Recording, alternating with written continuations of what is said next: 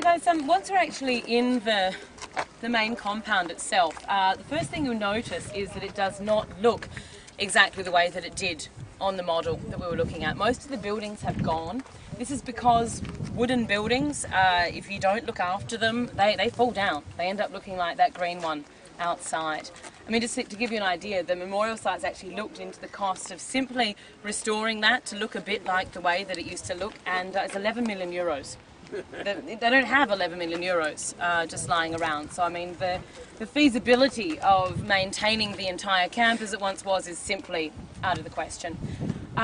What they have done though in the part of the 1960s concept of the memorial was to add this strange sort of, this funny wall running around here. So the idea of it is these solid parts represent the ends of the barracks as they would have fanned out across this way. That was kind of the idea of it. That great big ugly plinth at the other end, also added as part of the 1960s memorial.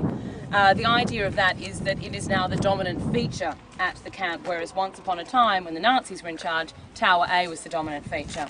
But its power has now been diminished by the addition of that great big thing, which is directly opposite and now actually dominates the camp. We'll head up there a little bit later on.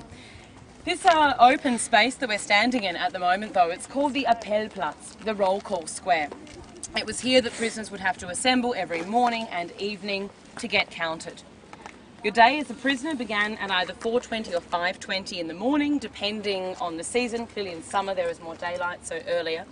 Prisoners then had 40 minutes to get up, use the toilet, have a wash, get dressed, eat your breakfast, make your bed, and come out here on the square by the hour for roll call.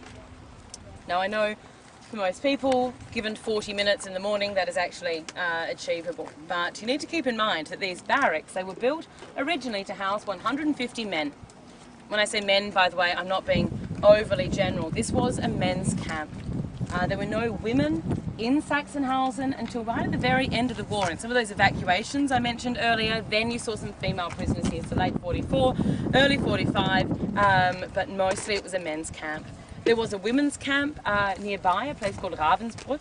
And many of the others were mixed, but Sachsenhausen was, for most of its life, a men's camp. So the barracks built to house 150. They never had 150. They had 250, 350, 400 prisoners was fairly standard, even up to 800 extremely overcrowded times in the isolation barracks. Now if you think just for a moment about the practicalities of getting 400 men to use 8 toilets in the space of 40 minutes, you get a bit of an idea of the difficulties of simple daily living in the barracks. Every morning there would be a mad rush to use the toilet, because if you didn't go in the morning, chances were you would not be allowed to go again until night time. So there'd be a stampede basically to get to the bathrooms. The floor of course is always covered in excrement and urine, and if weaker prisoners stumbled and fell, they would often simply be trampled on by others in the rush. There were incidences of prisoners dying simply attempting to use the toilet. Say you do manage to do that, then prisoners need to have a wash. Again, you've got 400 prisoners using 2 large communal basins, sort of a fountain of water in the centre. Then have your breakfast, will generally consist of a bowl of hot substitute coffee. This is something that is hot and brown, but apart from that doesn't really resemble coffee in any other way. Prisoners generally had to drink the scalding liquid very quickly, as they often had to share the bowl with others. And then you have a bit of black sort of gluggy bread as well. They need to make your bed to the exact specifications set by the SS. This involves usually having a perfectly straight-edged mattress, which is quite challenging when your mattress, if you're lucky enough to have one, will be a sack stuffed with straw. Then once all of that has been achieved, then all of the prisoners need to be out here on the square by the hour for roll call. And everyone means really everyone. That's living and dead.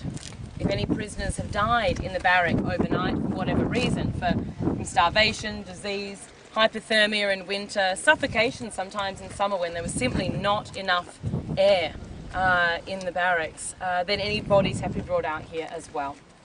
Bodies are carried out and then you stand and get counted. Standing at roll call is standing feet together, arms at your side, looking straight ahead. Prisoners will be punished if they were caught looking around, having a chat, shifting their way, moving in any way. And they had thousands of prisoners to count. I mean, if they got up to number 10,743 and they lost count, they'd go over and start once more.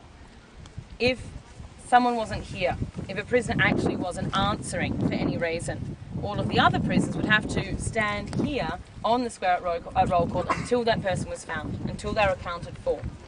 The longest roll call on record at Sachsenhausen, it went for 15 hours, and it was a night roll call in February. I think it's hard standing in the sun today, come back when it's minus 20. I mean, there were a couple of hundred prisoners who just didn't survive the night.